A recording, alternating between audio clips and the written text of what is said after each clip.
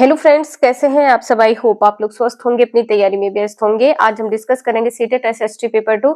ये previous year question paper है और कुछ ऐसे क्वेश्चंस हैं, आप लोग लास्ट तक जरूर बने रहिएगा। लास्ट में हम आपको दिखाने वाले हैं कि ऐसे क्वेश्चन जो आपके 2024 के पेपर में पूछे गए हैं। चैनल पर पहली बार आए तो चैनल सब्सक्राइब करके बेल आइकन प्रेस कर लीजिएगा, इससे नोटिफिकेशन आप सभी को मिलता रहेगा। तो क्वेश्चन यहाँ पे दिया है कि स्थल का एक सकरा भाग जो दो बड़े स्थलीय भागों को एक दूसरे से जोड़ता है उसे क्या कहते हैं। तो इसे कहते हैं स्थल संधि। यहाँ पर आपका पहला आंसर सही हो जाएगा। जैसे एग्जाम्पल के लिए जो पनामा संधि है, ये किसको जोड़ती है? अगर आप लोगों को पता हो तो कमेंट करके जरूर बताइएगा। पनामा स्थल संधि जो है उत्तर अमेरिका, पनामा जल संधि उत्तर अमेरिका या उत्तरी अमेरिका और किसको जोड़ती है? दक्षिणी अमेरिका को। दक्षिणी अमेरिका को पनामा स्थल संधि किसको जोड़ती है? उत्तरी अमेरिका व दक्षिणी अमेरिका को जोड़ती है। क्वेश्चन नंबर नेक्स्ट है, निम्नलिखित में से कौन सा महाद्वीप आकार में सबसे छोटा है? सभी को पता है ऑस्ट्रेलिया है। यदि इसका क्षेत्रफल पूछा जाए तो क्या होगा? इसका क्षेत्रफल है 77 लाख 77 लाख वर्ग किलोमीटर में है। और ये स्थित कहाँ पर है? तो दक्षिणी गोलार्ध में स्थित है। स्थित कहाँ पर है? दक्षिणी गोलार्ध में स्थित है। एक्सप्लेनेशन आप सभी लोग जरूर देखिएगा क्योंकि यहाँ से क्वेश्चन आपके एग्जाम में पूछा जाता है। जो मकर वृत्त है ये किससे गुजरता है? ये पूछा जाए तो क्या होगा? ऑस्ट्रेलिया के मध्य से मकर वृत्त गुजरता है। नेक्स्ट है, उच्च प्राथमिकता स्तर पर सामाजिक विज्ञान में शामिल है। आंसर क्या होगा? इतिहास, भूगोल, राजनीतिक विज्ञान, अर्थशास्त्र। दूसरा आंसर यहाँ पर सही हो जाएगा। और जो समाज शास्त्र और मनोविज्ञान है किस स्तर पर पढ़ाया जाता है? तो इंटर स्तर पर पढ़ाया जाता है, इंटर में पढ़ाया जाता है। नेक्स्ट है, आगमनात्मक अधिगम निम्नलिखित में से किस विधा का विरोधाभासी है? तो ये क्या हो जाएगा? व्याख्यानात्मक शिक्षण आंसर आपका सही होगा। और यहाँ पर आप सभी लोग देख सकते हैं आंसर यहाँ पर आपका फोर्थ सही है। क्वेश्चन नंबर 35 है, आंसर यहाँ पर बताना है क्या सही होगा। दिए गए कथनों ए और बी को पढ़िए और सही उत्तर का चयन कीजिए। आलोचनात्मक सोच धारणाओं के निर्माण तथा विचारों के अनुप्रयोग और विस्तार को बढ़ावा देती है। बिल्कुल सही है। जो आलोचनात्मक सोच किसको बढ़ावा देती है? तो धारणाओं के निर्माण को और विचारों के अनुप्रयोग को किस प्रकार से आप विचार विमर्श कर सकते हैं और उसको किस प्रकार से आप एक्सप्लेन कर सकते हैं। यह दूसरों के तर्कों और विश्वासों को समझने और मूल्यांकन करने में मदद नहीं करती है। बिल्कुल करती है। ये पॉइंट आपका गलत हो जाएगा। यहाँ पर ए सही है, बी गलत है। ए सत्य है, बी असत्य है। नेक्स्ट है, अनुभवजन्य साक्ष्य है क्या है? तो अनुभवजन्य साक्ष्य यहाँ पर आपका अनुसंधान के लिए संख्यात्मक दृष्टिकोण नहीं होगा और मापे गए आंकड़े नहीं होगा। आंसर क्या सही होगा? यहाँ पर आप सभी लोग देख सकते हैं, यहाँ पर इंद्रियों के माध्यम से दुनिया में एकत्रित आंकड़े। आपका जो आंसर है यहाँ पर फोर्थ सही हो जाएगा। नेक्स्ट है, भौतिक विशेषताओं के मॉडल या प्रतिकृतियां डैश शिक्षण के लिए सबसे अधिक उपयुक्त है। तो आंसर क्या हो गया यहाँ पर? भूगोल। यहाँ पर आपका आंसर सी सही हो जाएगा, भूगोल। नेक्स्ट है, स्थानीय समाचार पत्र से मौसम की जानकारी का संग्रह किस प्रकार का स्रोत है? आंसर यहाँ पर आपका दूसरा सही हो जाएगा। प्राथमिक में क्या होगा? जनसंख्या। प्राथमिक में क्या हो जाएगा? जनसंख्या। और यहाँ पर क्या हो जाएगा? उत्पादन की मात्रा या उत्पाद की मात्रा प्राथमिक में हो जाएगा। नेक्स्ट है, सीखने के अक्षमता वाले शिक्षार्थी किस प्रकार की कक्षा में अन्य छात्रों के साथ सीखते हैं? अन्य छात्रों के साथ समावेशी शिक्षा है। दूसरा आंसर सही हो जाएगा, समावेशी शिक्षा। नेक्स्ट क्वेश्चन है, निम्नलिखित सिद्धांत किसने दिया है? ये बताना है। तो सभी बच्चे विकास के समान अनुक्रम से गुजरते हैं लेकिन विभिन्न दरों से, इसलिए शिक्षक को पूरी तरह से कक्षा के लिए नहीं बल्कि व्यक्तिगत बच्चों और छोटे समूहों के लिए गतिविधियों की योजना बनानी चाहिए। व्यक्तिगत बच्चों और छोटे समूहों के लिए गतिविधि बनाना, ये किसने सिद्धांत दिया है? तो जीन पियाजे ने दिया है। थर्ड आंसर यहाँ पर सही होगा।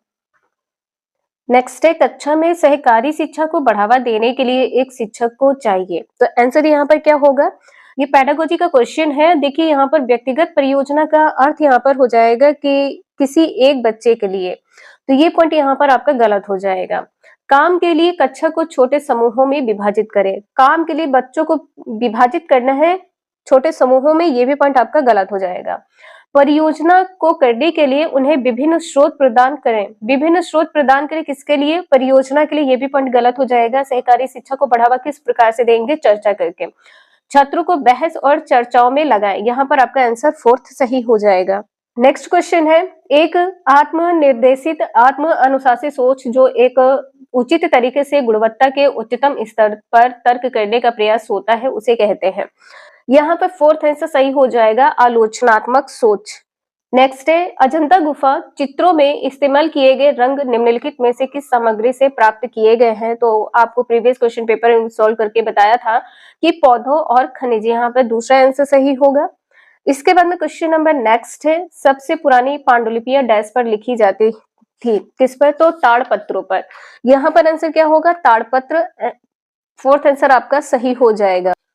इसके बाद में है, मानव इतिहास में निम्नलिखित में से कौन सी अवधि काल सबसे लंबी है। सबसे लंबी क्या है, पुरापाषाण काल है। पुरापाषाण काल आपका आंसर सही हो जाएगा, पुरापाषाण काल। पुरापाषाण काल आंसर यहाँ पर फोर्थ सही है। नेक्स्ट है, दिए गए कथनों ए बी को पढ़िए और सही उत्तर का चयन कीजिए। मेहरगढ़ पाकिस्तान के बोलन दर्रे के पास एक उपजाऊ मैदान में स्थित है, तो बिल्कुल सही है, ये पॉइंट आपका यहाँ पर सही हो जाएगा। यहाँ खेती और पशुपालन के साथ छिपाए जाते हैं, ये भी सही है। तो आंसर आपका यहाँ पर क्या सत्य हो जाएगा, ए और बी दोनों सत्य है। नेक्स्ट है, भारत के निम्नलिखित राज्यों में से किस एक राज्य में हड़प्पा के नगर सबसे बड़ी संख्या में मिले हैं। तो ये क्या हो जाएगा, गुजरात। कहां पर, गुजरात में। नेक्स्ट है, ऋग्वेद मूल रूप से निम्नलिखित में से किस भाषा में रचा गया है। तो आप सभी को पता होगा, वैदिक संस्कृत। वैदिक संस्कृत आंसर यहाँ पर आपका सही हो जाएगा, दूसरा। नेक्स्ट है, 6ठी शताब्दी ईसा पूर्व में मगध महाजनपद के पहले शासक थे, कौन था। तो बिंबिसार हो जाएगा, यहाँ पर आपका दूसरा आंसर सही है, बिंबिसार। बिंबिसार का शासन कब से कब तक माना जाता है। तो 544 ईसा पूर्व में माना जाता है, 544 ईसा पूर्व में माना जाता है। और बिंबिसार को मगध साम्राज्य का वास्तविक संस्थापक माना जाता है। मगध साम्राज्य का वास्तविक संस्थापक, मगध साम्राज्य का वास्तविक संस्थापक माना जाता है किसको, बिंबिसार को। नेक्स्ट है, निम्नलिखित में से कौन सा बौद्ध धर्म के त्रिरत्नों में से नहीं है। त्रिरत्न में से क्या नहीं है, तो अहिंसा यहाँ पर हो जाएगा।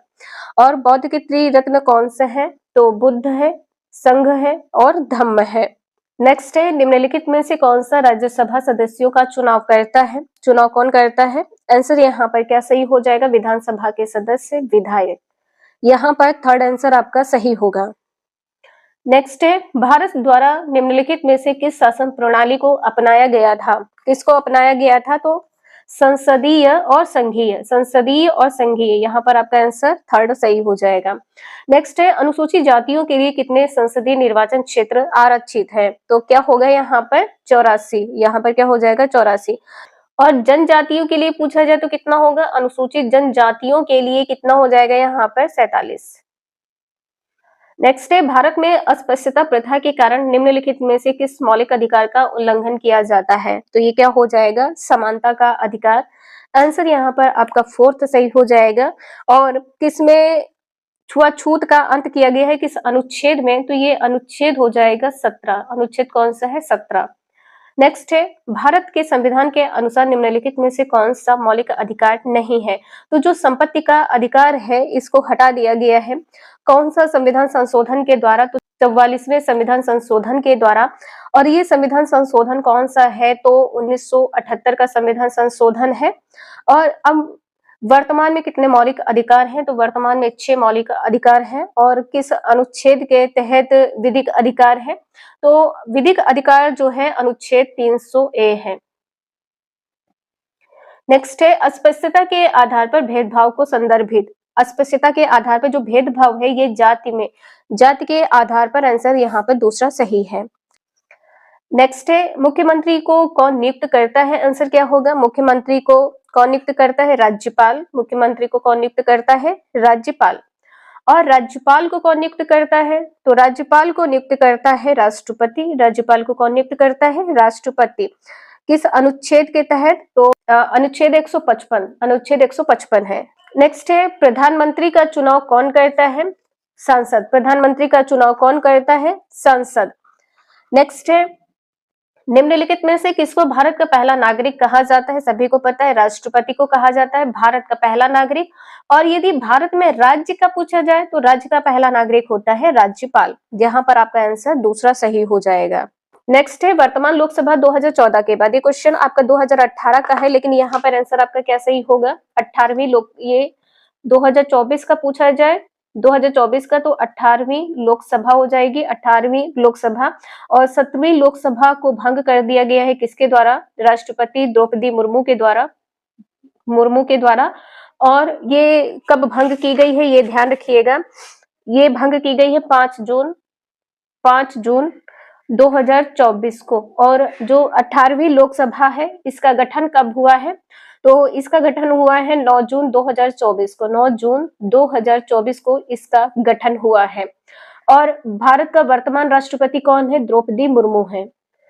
नेक्स्ट है भारत के संविधान में निम्नलिखित में से किसका उल्लेख नहीं किया गया है? तो राजनीतिक दलों का उल्लेख नहीं किया गया है। आंसर यहाँ पर दूसरा सही हो जाएगा, राजनीतिक दल। नेक्स्ट है राज्यसभा के सदस्यों को कौन नामांकित करता है? तो ये नामांकित करता है राष्ट्रपति। यहाँ पर आपका आंसर फोर्थ सही हो जाएगा। राज्यसभा में सदस्यों को कौन नामांकित करता है? राष्ट्रपति। और यहाँ पे ध्यान रखिएगा अनुच्छेद कौन सा है? अनुच्छेद 80(1) के तहत, अनुच्छेद 80(1) के तहत राज्यसभा में अधिक से अधिक सदस्यों की जो संख्या है वो कितनी होती है? 250 सदस्य हो सकते हैं। नेक्स्ट है निम्नलिखित में से कौन सा भारत के संविधान सभा का अध्यक्ष था? यहाँ पर आंसर क्या होगा? डॉक्टर राजेंद्र प्रसाद। नेक्स्ट है निम्नलिखित में से कौन भारत का एकमात्र भारतीय गवर्नर जनरल था? यहाँ पर आंसर क्या होगा? सी राजगोपालाचारी। आंसर यहाँ पर आपका सी सही हो जाएगा। नेक्स्ट है भारत का संविधान कब अपनाया गया है? तो 26 नवंबर 1949 को। 26 नवंबर 1949 को। नेक्स्ट है निम्नलिखित में से किसने भारत की रियासतों को एकीकृत करने में निर्णायक भूमिका निभाई थी? निर्णायक भूमिका निभाई थी तो सरदार वल्लभ भाई पटेल ने। पहला आंसर सही हो जाएगा, सरदार वल्लभ भाई पटेल ने। नेक्स्ट है निम्नलिखित में से कौन भारत के संविधान की समवर्ती सूची के मामलों में कार्य करता है? समवर्ती सूची के मामलों में कौन कार्य करता है? तो केंद्र सरकार और राज्य सरकारें। फोर्थ सही है। नेक्स्ट है निम्नलिखित में से कौन भारत की संविधान सभा में मसौदा समिति के अध्यक्ष थे? मसौदा समिति के अध्यक्ष कौन थे? तो B.R. अम्बेडकर। यहाँ पर क्या हो जाएगा? B.R. अम्बेडकर। नेक्स्ट है 18वीं सदी में किसके नेतृत्व में बंगाल धीरे धीरे मुगल नियंत्रण से अलग हो गया है? तो मुर्शीद कुली खान के नेतृत्व में। फोर्थ आंसर सही है। नेक्स्ट है निम्नलिखित में से किस गवर्नर जनरल ने फैसला किया कि बहादुर शाह जफर आखिरी मुगल सम्राट होंगे और उनकी मृत्यु के बाद किसी भी वंशज को शासक के रूप में पहचाना नहीं जाएगा? ये किसने कहा था? तो ये कहा था लॉर्ड कैनिंग ने। किसने कहा था? लॉर्ड कैनिंग ने। दूसरा आंसर सही है। नेक्स्ट है किस गवर्नर जनरल ने घोषित किया कि अवध पर गलत तरीके से शासन किया जा रहा है, उचित प्रशासन सुनिश्चित करने के लिए ब्रिटिश शासन की आवश्यकता है? तो ये किसने कहा था? आंसर यहाँ पर लॉर्ड डलहौजी सही हो जाएगा। दूसरा आंसर यहाँ पर सही है।